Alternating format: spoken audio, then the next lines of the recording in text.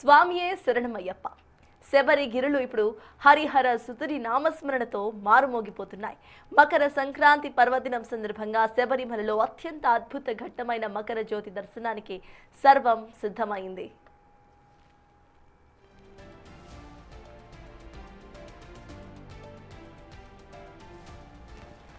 సూర్యుడు మకర రాశిలోకి ప్రవేశించే పుణ్యకాలంలో మకర సంక్రమణం మొదలవుతుంది. సాయంత్రం సూర్యాస్తమయం కాగానే పొన్నంబలమేడుపై ఆ మణికంఠుడు జ్యోతి స్వరూపంలో భక్తులకు దర్శనమివ్వబోతున్నారు. పురాణాల ప్రకారం తన అవతార లక్ష్యాన్ని నెరవేర్చిన అయ్యప్ప స్వామి ఈ రోజే జ్యోతి పూర్తిగా మారి భక్తులకు అభయమిస్తారని ప్రతీతి.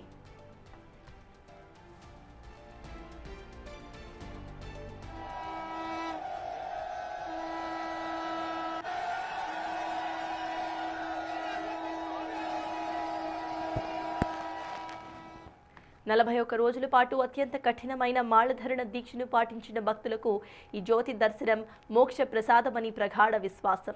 ఈ దివ్య జ్యోతి వెలుగును దర్శించుకుంటే జన్మన పాపాలు తొలగిపోతాయని నమ్ముతారు భక్తులు. అందుకే ఈ అద్భుతమైన దైవిక ఘట్టాన్ని కనులారా వీక్షించేందుకు దేశవ్యాప్తంగా లక్షలాది మంది భక్తులు పంబా తీరం నుంచి శబరిమల వరకు బారులు తీరి కనిపిస్తారు. దీంతో శబరి క్షేత్రం అంతా కూడా ఆధ్యాత్మిక శోభతో విరాజిల్లుతుంది.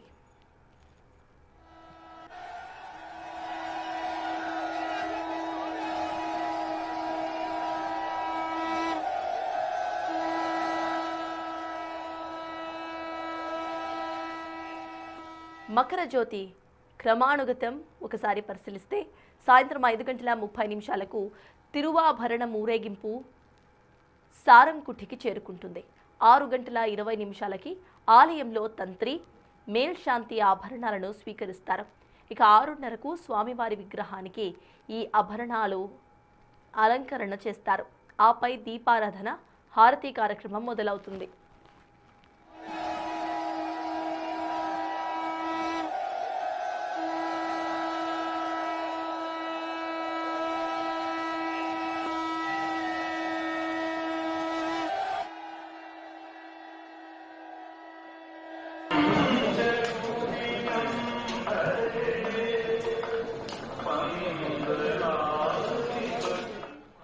ఇక 6:40 నుంచి ఇటు 6:50 మధ్య మకర జ్యోతి అంటే ఆకాశ నక్షత్ర దర్శనం అవుతుంది.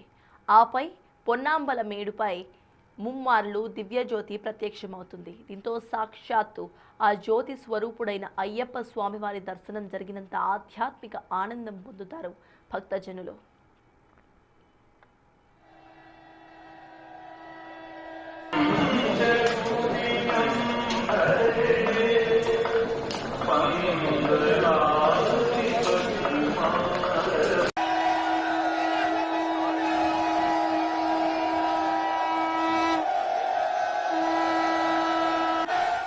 ఈ మకర వీళ్లకు ప్రత్యేకత ఏంటి? దాని వెనుక తాగిన ఆధ్యాత్మిక కథనం ఎలాంటిదో చూస్తే, రామలక్ష్మణులు శబరిమలలో తమ భక్తురాలైన శబరిని కలుస్తారు. శబరి ఎంగిలి పండ్లను రాముడికి పెడతారు. రాముడు వాటిని ఎంతో సంతోషంగా స్వీకరించి తింటారు. అప్పుడు రాముడు తపస్సు చేస్తున్న ఒక దివ్య స్వరూపుడిని గుర్తిస్తారట. అందుకు అతడు శబరిని అడుగుతాడట ఆ శ్రీరాముడు. అతడు శబరి శాస్త అని చెబుతుందట శబరి.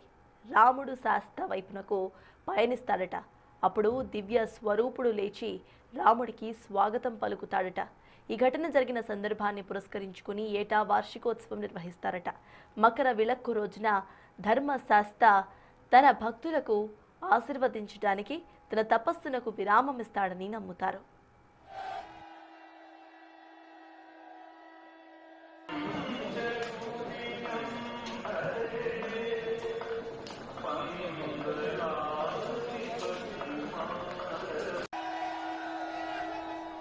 అయితే మకర జ్యోతి మకర విలక్కు రెండు కూడా వేరువేరుగా చెబుతారు. 1999 నుండి 2011 సంవత్సరాల్లో జరిగిన తొక్కిసలాట ఘటనలో వీటి తేడాపై నిర్వచనాలు వెలువడ్డాయి.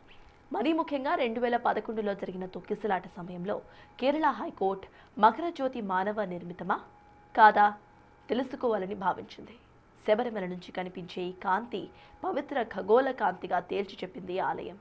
అయితే మకర విలక్కు మకర జ్యోతి మధ్య తేడా ఉందని మకర జ్యోతి అంటే ఒక ఖగోళక నక్షత్రమని, మకర విళక్కును వెలిగిస్తారని స్పష్టీకరించారు ఆనాటి ఆలయ తంత్రి కుటుంబ సభ్యులు.